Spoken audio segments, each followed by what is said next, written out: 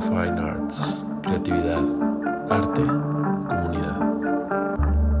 Hola, mi nombre es Enriqueta Arias, soy gestora cultural y curadora de la Ciudad de México.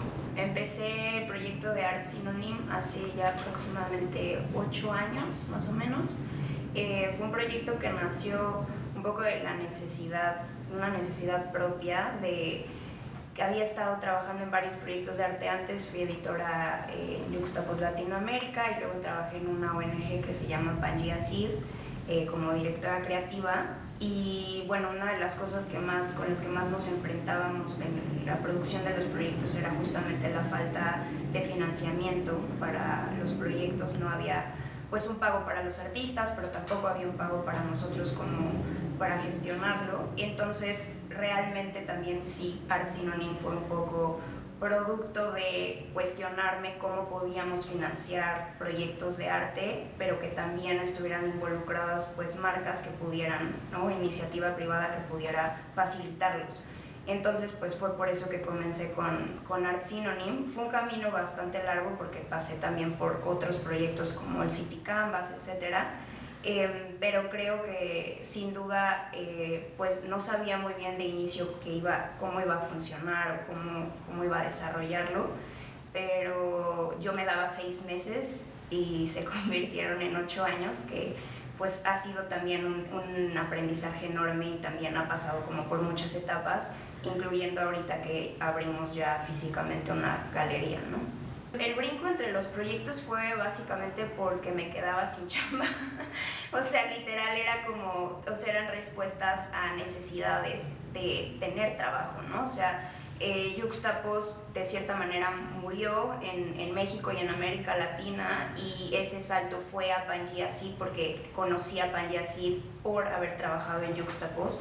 Que bueno, en Yuxtapoz realmente, al ser una editorial que se especializaba justamente en arte contemporáneo, nuevo contemporáneo, hot rod, etcétera, pues también conocí a muchos artistas en el tiempo en el que trabajé en Yuxtapoz.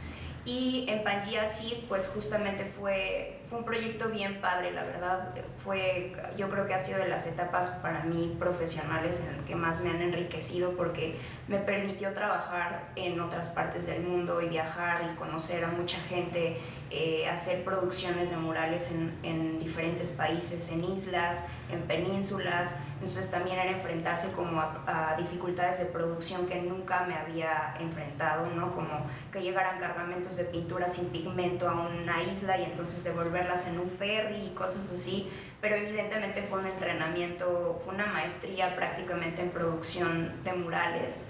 Y eso también pues me ayudó muchísimo a que después pudiera yo abrir mi propio proyecto, ¿no? Como todo ese aprendizaje.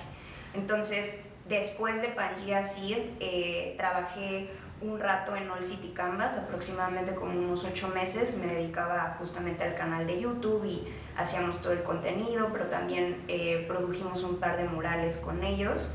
Y después de eso pues me corrieron, y porque ya no había presupuesto para el proyecto, y entonces pues yo me acababa de independizar de mi familia y empecé a vivir sola. Y entonces pues abrí Art Synonym como una necesidad de supervivencia, ¿no? O sea, de ahora qué voy a hacer, a qué me voy a dedicar, cómo todo esto que sé lo encamino a un lugar y puedo vivir de eso. Y por eso abrí Art Synonym. Justo es muy interesante porque hacemos proyectos en los que sí hay presupuesto, pero también creo que hemos aprendido a navegar un poco ese balance de también hacer proyectos pro bono o hacer proyectos con otras ONGs. Por ejemplo, trabajamos mucho con el Women's Equality Center de Nueva York para hacer proyectos sobre todo para el 8M, o acabamos de trabajar con una ONG de la India, y vinieron de la India y pintaron unos murales con los chinamperos en México, y fue hablar obviamente sobre Xochimilco y sobre la producción de las chinampas. Y también hemos hecho proyectos, por ejemplo, con instituciones como el Instituto Goethe, que también con ellos hemos hecho proyectos en los que evidentemente el presupuesto no es la razón por la que generamos el proyecto, sino por lo que se puede desarrollar a través de ese proyecto, ¿no? Conexiones o enlaces entre países, el poder beneficiar a gente que tal vez no tiene acceso a qué está pasando con ciertos aspectos de la cultura en México, como en el caso de los chinamperos, o por ejemplo traer artistas internacionales a México o llevar artistas mexicanos al extranjero y que también haya intercambios culturales. Entonces creo que ese es un poco como lo divertido también de Art Synonym, que no es únicamente hacer proyectos comerciales por hacer proyectos comerciales, sino también para poder alimentar otros proyectos que nos hacen felices, ¿no? Que nos nutren también de otras maneras. Creo que la negociación con los artistas y con las marcas en cuanto a presupuesto tiene que ver justamente con eso, una negociación, es llegar como a un punto medio.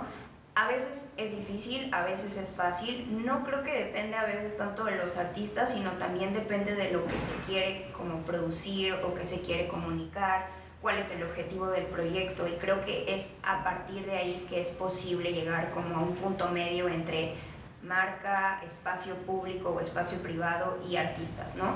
Evidentemente hay algunos artistas que son mucho más flexibles en cuanto a la comercialización de su trabajo y otros no tanto, y creo que es completamente válido, pero justamente es en ese punto en el que es posible qué tanto me estás llevando a la comercialización de mi trabajo y qué tanto vas a pagar por eso, o qué tanto vas a respetar mi línea gráfica y mi libertad creativa.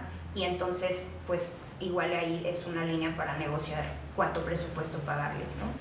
O sea, en mi caso es muy claro, o sea, yo sé perfectamente que eso es a lo que nos dedicamos, como que creo que en ningún momento miento a través de ninguna formas de decir esto es puramente arte, porque evidentemente si está una marca involucrada va a haber un propósito comercial, pero también creo que a mí me genera mucho conflicto muchas veces que haya esta discrepancia con lo comercial y los financiamientos y el arte, cuando lo comercial siempre ha estado involucrado en el arte. O sea, ¿quiénes son las personas que manejan los museos y que hacen que haya presupuesto en los museos? Son las marcas, o en el caso igual de las grandes colecciones o las fundaciones. Entonces creo que las marcas y la iniciativa privada siempre ha estado involucrada en el arte desde tiempos inmemorables, desde que se financiaban pinturas para reyes y para la monarquía, y me parece por eso muy hipócrita a veces pensar que el arte no es comercial. O sea, creo que hay una línea muy delgada entre qué tanto vas a comercializar tu trabajo y qué tanto no, pero pensar que el arte por el arte no se tiene que vender o no se debe comercializar, creo que es bastante absurdo. O sea, si no, entonces ¿de qué manera vivimos en un mundo capitalista, ¿no? O sea, creo que es una conversación complicada, pero en mi caso yo sí soy muy honesta con los artistas. Es como, es un proyecto para tal marca, tal fecha, este es el espacio, ¿te interesa, no te interesa? Y evidentemente hay quienes pueden decir que sí, como quienes pueden decir que no. Lo mejor de trabajar con artistas ha sido sin duda aprender de sus procesos creativos, aprender que tienen una forma de pensar que es muy única.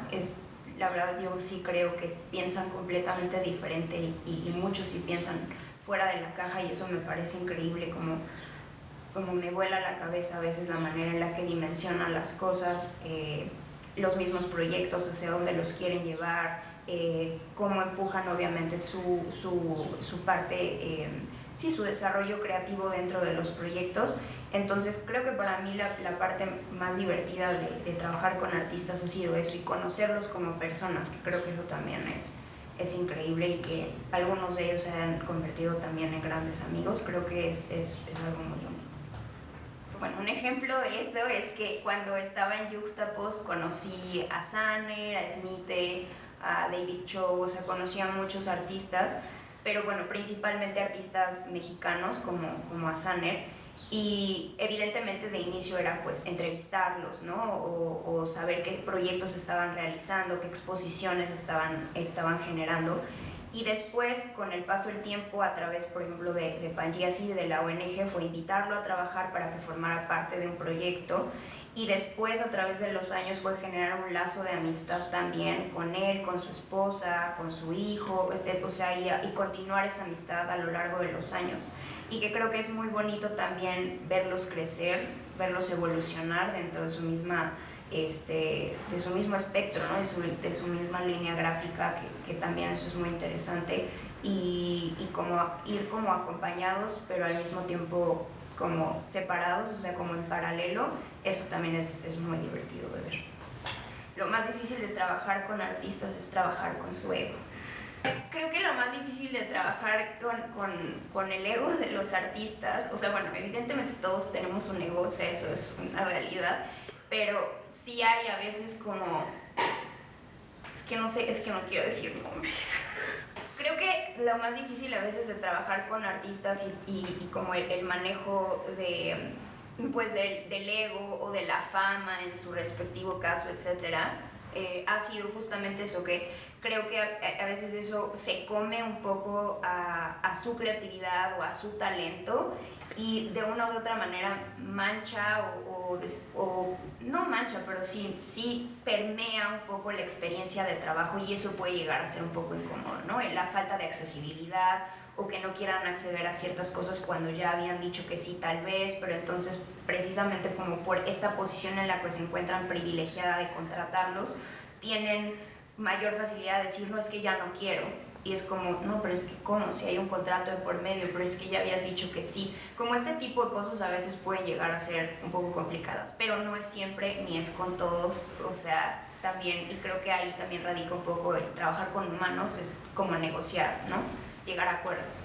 La diferencia entre creativos y artistas, pues en primera creo que no es que haya un estigma en cuanto a que haya una falta de profesionalismo como tal, porque no lo veo así.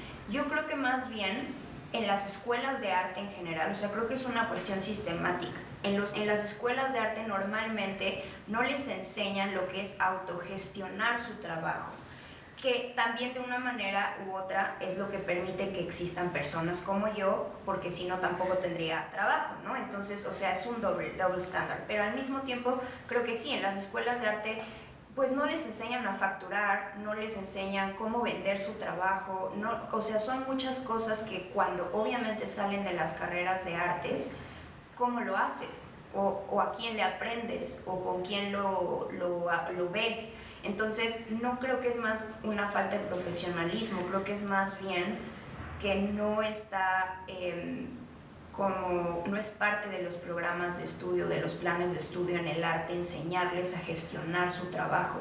Y ahí es en donde a lo mejor radica la diferencia con un diseñador gráfico o con un arquitecto, que de todas maneras tampoco en ninguna escuela realmente te enseñan a cobrar tu trabajo, ¿no? Pero como que sí hay una línea a lo mejor en cuanto a que evidentemente lo tuyo va a ser un negocio, y en el arte está como siempre esta división en que el arte es arte, y entonces por lo tanto es como, ¿quién sabe de qué vas a vivir? Cuando debería de haber una parte en los planes de estudio en arte en el que sí se debería de enseñar justamente cómo cobras, ¿no? Con base en qué cobras tus materiales, las horas de trabajo, no sé, la misma carrera que estudiaste, tu tiempo, o sea, como que sí son muchos factores que creo que no, pero creo que es una cuestión más como sistemática, y ni siquiera es solo de los planes de estudio de las escuelas de arte en México, creo que es a nivel internacional. La gestión cultural, como un poco en términos más generales, es básicamente organizar y generar absolutamente todas las condiciones para que los artistas o los creativos o las personas involucradas en la cultura, puede ser cine, música, teatro, artes plásticas, artes visuales, etcétera, puedan desarrollar su trabajo, ¿no? Entonces, básicamente, pues es un poco lo que nosotros hacemos en Art Synonym, es generar todas estas condiciones, generar los espacios en donde se va a desarrollar, con los clientes con los que se va a trabajar, o con los como partners comerciales con los que se puede trabajar, y además proponer a esta variedad de artistas o de creativos con los que podemos colaborar para que se pueda llevar a cabo ese proyecto. A veces, muchas veces no solamente se necesita a un artista para desarrollar el proyecto, ¿no? Sino también necesitas involucrar a una persona que se dedica específicamente al color, alguien que también hace una fabricación de algo en fibra de vidrio o en madera o etcétera, mosaicos, o también un arquitecto o un constructor. Entonces a veces no solamente es como el artista y ya, sino que también involucra un engrane de otras personas y nada más nosotros fungimos como para orquestarlo, ¿no? el desarrollo del proyecto. Entonces creo que esto de una u otra manera pues es una respuesta a un problema que yo he visto como a lo largo de los años, y es que sistemáticamente creo que no se les enseña a los artistas desde las escuelas a autogestionar su trabajo o a poder tener todas estas condiciones para desempeñar su trabajo, ¿no? Y creo que pues no es algo que solo ocurre aquí, sino que ocurre en todas las escuelas de artes. No hay como tal en los planes de estudio una materia en la que te enseñan a cobrar tu trabajo o a llevar las finanzas de tu trabajo o a saber cómo pagar tus impuestos a través de tu trabajo. Y creo que ese tipo de cosas, o llevarlos a un plano legal, por ejemplo, y saber cómo defender tu trabajo, cuál es la diferencia entre una obra por encargo y una licencia, o sea, este tipo de cosas que no te las enseñan, ¿no? Como artista. Entonces creo que de una u otra manera, pues nosotros en Art Synonym lo que tratamos de hacer es generar como todas estas condiciones para que los proyectos creativos pues salgan. La creatividad para mí es un músculo que se tiene que ejercitar todos los días.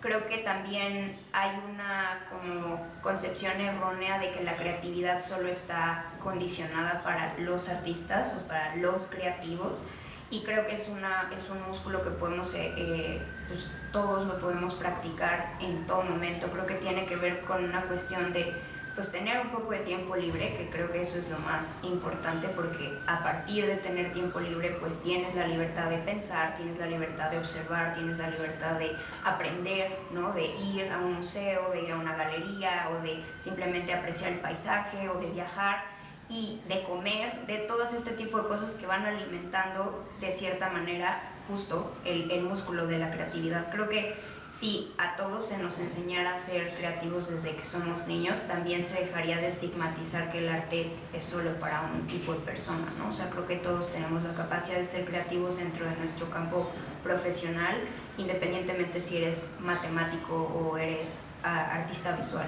Y creo que en cuanto al proceso creativo que en mí concierne, por ejemplo, es justo, me gusta mucho viajar, me gusta comer, me gusta explorar la ciudad, porque la ciudad también está llena de matices y de contrastes que también alimentan mucho mi trabajo. Me gusta mucho ir a museos, por ejemplo, y creo que leer y todas estas cosas, platicar con mis amigos y con mis amigas, y creo que a partir de ahí muchas veces es que surgen ideas o proyectos o formas de cómo hacer las cosas, y creo que eso es para mí como lo más enriquecedor. Y creo que de los procesos creativos que he aprendido más a lo largo del tiempo que he trabajado es justamente como que yo soy muy impaciente, y a mí me gusta mucho ver a los artistas trabajar como con todo el cuidado y la precisión y la delicadeza para desarrollar un proyecto. O sea, pintar un mural es sumamente detallado y es muy cansado, y creo que sentarme y verlos como desarrollar esa actividad es como una paciencia que yo no tengo, por ejemplo. Entonces, o hacer una pieza de cerámica también, y creo que justamente cuando los veo haciendo eso es cuando entiendo que su cabeza va a un lugar en el que no están o sea, están en Júpiter. Y eso es una parte bien interesante de hacer arte, que no estás aquí, pero al mismo tiempo estás. Entonces creo que eso es algo bien bonito de los procesos creativos de los artistas.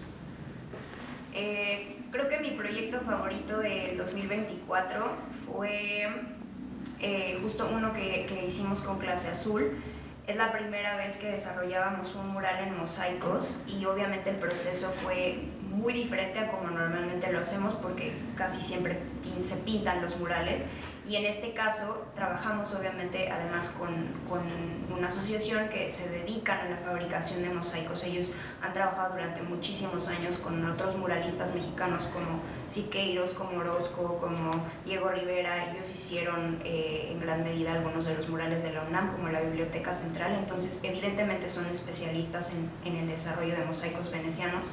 Y justo el proyecto fue muy retador y fue muy difícil porque es algo a lo que nos enfrentamos por primera vez y no lo habíamos hecho antes, pero también creo que fue muy bonito ver justamente traducir un diseño de un artista, que en este caso fue de Olalú, y llevarlo a una nueva técnica que era la parte de los mosaicos, porque además también no solo se usaban mosaicos venecianos, sino también se utilizó merma de las botellas de clase azul que tenían rotas en su fábrica. Entonces haber hecho como esta mezcla también fue muy interesante. Y pues nada, tomó más o menos 6 meses el proceso completo, entonces obviamente tampoco tiene como, o sea, la diferencia entre eso y un proyecto de mural que se pinta en 4 o 5 días, pues no tiene nada que ver, pero creo que al final salió muy bonito y creo que todos estamos muy contentos con el resultado. Entonces fue un proyecto diferente y eso me gustó. Y otro, sin duda, sería el Breakup Room, que fue un proyecto que hicimos Alejandra Ballesteros y yo el año pasado también. Y bueno, fue un proyecto muy interesante porque fue una instalación inmersiva en la que empezó y nació como una exposición que hablaba sobre cuáles son los sentimientos que se generan a partir de una ruptura amorosa, y lo transportamos a una instalación en la que era un cuarto donde la gente podía ir a llorar y a desahogarse y a dejar un mensaje a su ex o escribirlo, y como convivir en un espacio todo rosa que era como el cuarto de una niña de 15 años. Y bueno, fue muy interesante que el proyecto logramos que Spotify lo produjera y que lo patrocinara. Entonces pasó de ser una exposición chiquita a una experiencia de 2 semanas con Spotify, en la que lo enfocamos en cómo la música te acompaña durante una ruptura amorosa que casi siempre pasa. Y bueno, tuvimos a 10,000 personas que visitaron la experiencia. Entonces también fue algo que no habíamos hecho antes y que también la respuesta fue increíble, y creo que es en esos pequeños momentos cuando te das cuenta que lo que haces sí conecta con la gente. Y en el caso de Alejandra creo que también ha sido de sus proyectos como creativos más interesantes, entonces pues fue súper bonito. Creo que le diría a mi yo de hace 10 años que se la pase bien. O sea, es que creo que hay como, aquí ya me voy a meter en otro tema, pero sí, creo que hay como una discrepancia que cuando vas a entrar a los 30 y como a la mitad de los 30 ya tienes que tener como todo resuelto y que todo tiene que ser perfecto y bien solucionado y demás. Y creo que para mí todos estos años, como justo de los 24, que fue cuando estaba entre 23 y 24 que estaba en Juxtapoz, ahora que tengo el proyecto de Art Synonym, sí fue un año fueron muchos años muy entorpecidos de trabajo, en los que entraba un trabajo, se acababa, entraba otro trabajo, se acababa, como que no había como una línea, ¿no? Y yo creía que eso era fracaso, o sea, estaba como que sentía que iba bien y de repente fracasaba y así. Y creo que en ese sentido me enfoqué demasiado como en ser muy dura conmigo misma y como en llevar el proyecto como lo mejor posible, sin errores, y creo que a veces nos hace falta disfrutar un poco el proceso, porque si hay algo que de verdad te apasiona un montón, aunque sea una cliché, yo creo que eventualmente lo vas a lograr que funcione, solamente que estás tan enfocado en la meta que se te olvida parte del proceso y disfrutarlo, e incluso hasta disfrutar esos momentos en los que la cagas, ¿no? Y yo creo que a mí, si pudiera regresar el tiempo, creo que le diría que disfrutara más muchas partes que ahora, por ejemplo, ya no tengo, porque tengo una empresa y ya no me puedo ir 6 meses a Nueva Zelanda a hacer un mural y pasarme la cagada de risa con mis amigos borracha. O sea, son esas cosas que ya no puedo hacer ahora, y que creo que en ese momento me juzgaba por hacerlas, pero qué bueno que las hice, pero me hubiera gustado poderlas disfrutar más, porque cuando eres adulto tienes que pagar hipotecas y mayores responsabilidades y entonces ya no está tan divertido, ¿no? Pero creo que eso le diría, como disfrutar, que disfrute, que no tenga miedo y que se cuide, porque también creo que a mí también el haber llevado ese ritmo de trabajo el año pasado me llevó a un punto como de quiebre de salud muy fuerte y casi todo el año me la viví enferma y entre médicos y demás, y también fue como un momento muy duro de realidad, de darme cuenta que no puedes ir a ese ritmo sin descansar, ¿no? O sea, y que creo que eso es parte también de que vivimos en un mundo de hiperproducción, de que todo el tiempo te estás comparando con los demás porque las redes sociales te dicen que, y creo que cada quien tiene que ir a su propio ritmo, ¿no? Y disfrutarlo, pero pues creo que también es inevitable compararte. Raw Fine Arts, creatividad, arte.